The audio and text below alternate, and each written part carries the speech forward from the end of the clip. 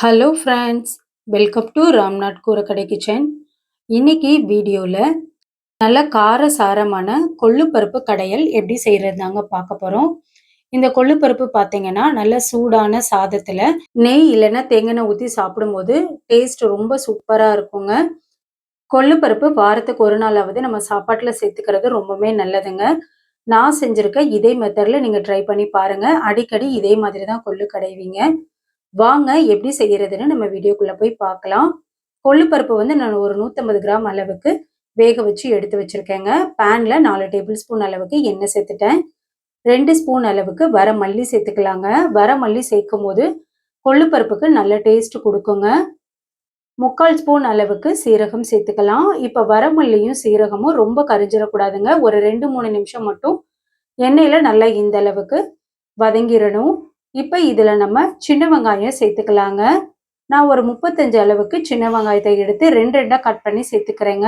கொள்ளுப்பருப்பு கடையிலுக்கு சின்ன வெங்காயம் சேர்த்தாதாங்க டேஸ்ட் ரொம்ப நல்லா இருக்கும். சின்ன வெங்காயம் இல்லைன்னா நீங்க ஒரு பெரிய வெங்காயம் சேர்த்துக்கலாங்க. பெரிய சைஸ்ல 1. காரத்துக்கு வரமிளகாய் 7ல இருந்து 8 அளவுக்கு சேர்த்துருக்கேங்க.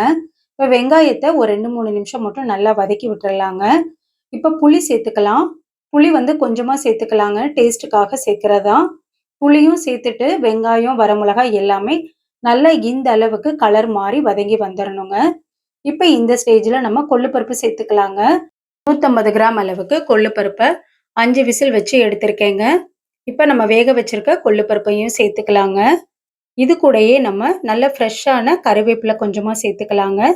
அது கூடவே மல்லித்தலையும் கொஞ்சமா சேர்த்துட்டு கொள்ளுப்பருப்புக்கு தேவையான அளவு உப்பு இப்பவே சேர்த்துக்கலாங்க.